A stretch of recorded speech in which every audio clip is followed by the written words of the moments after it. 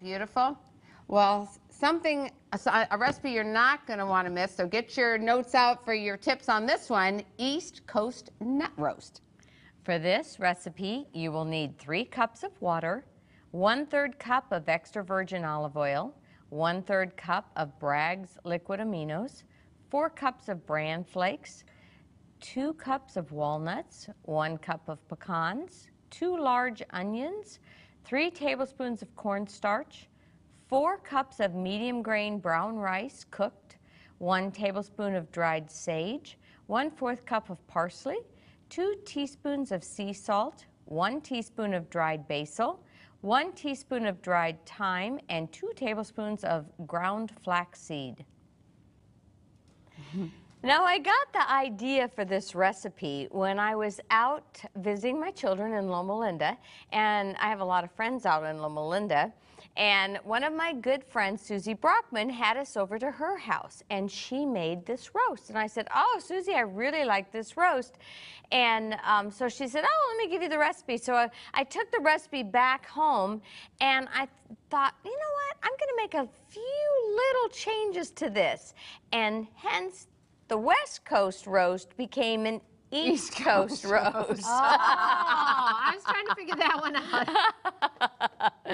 That's a pretty creative title, isn't it? So that's where the name came up too, because I don't even remember what Susie called it, but I thought, it's now become an East Coast roast. So. Yeah, I just happened to think any one of our recipes might be somebody else's East Coast nut roast or whatever.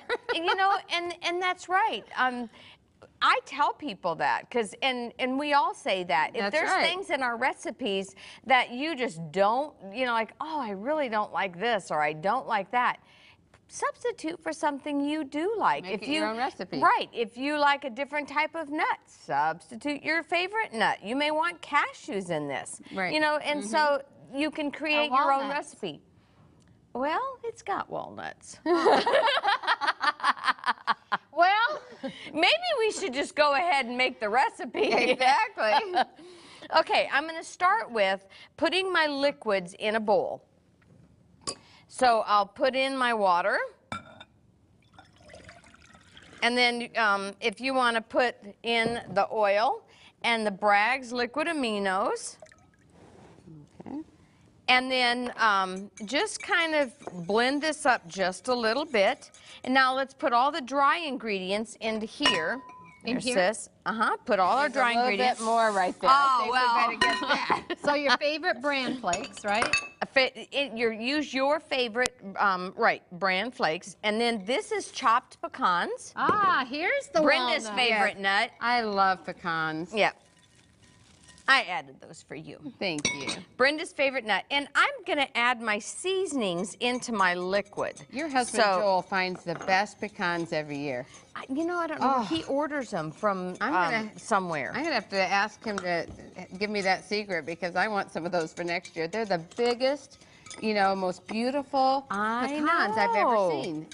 And forget, you know, your favorite dessert. I could just have a bowl of those. Those are good. Sis, go ahead and put the flaxseed in with the dry ingredients and mix that up. And then I've already pre-cooked our onion, so let's add the onion. Whew, it's still steaming. Okay, and then we're going to add our brown rice. We're going to give Linda a real challenge here. Whew. I feel like I need a pair of gloves or something. And I add cornstarch for the binder, so you don't have to use your eggs. And that is something that a lot of people ask us too. Someone just emailed us this week that they remembered that we used something, but they couldn't remember what it was. But basically a good rule of thumb is if you use 1 tablespoon of cornstarch and 1 tablespoon of water per egg. That's right. And that way you don't have to, you know, use the egg. And that works in most recipes. That works really well. And I put that tablespoon of water because you're getting that, you know, liquid in that you wouldn't have had with the regular egg. Okay, sis, here's your challenge. Oh, dear. I should have put a bigger bowl. I was barely getting this mixed up. Yes, but she loves challenges, don't you? I do.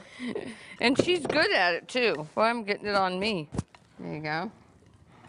And now, I like Susie likes her things really nice and crispy, and my husband and I do too. I do too. So Susie baked it 2 hours, and I do too. But if you don't want yours to be as crispy, then watch it, because you'll want to take it out at 1.5 hours.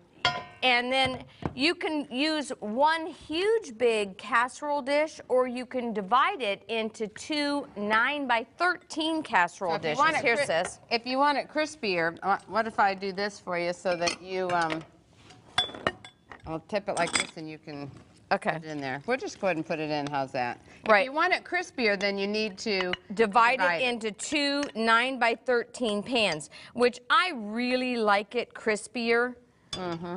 Because that's the way Susie did it, and I like that crunch. I do too. So there's that. So here's what it looks like in the 9x13. See how nice and crispy? In fact, we're gonna just cut us a piece. Look at that nice crispy. I think that's just calling and begging to be tasted. What do you think? Yes, I think so. I notice she goes for the crusty part too, doesn't she? And I'm going to have some after the program, folks. I do taste after the program. But what I like is how she decorated the top of it with some ketchup. Yes, look at that. I really like it, and just a little bit of parsley. And you can be creative and make any design you want on there. And kind of have fun.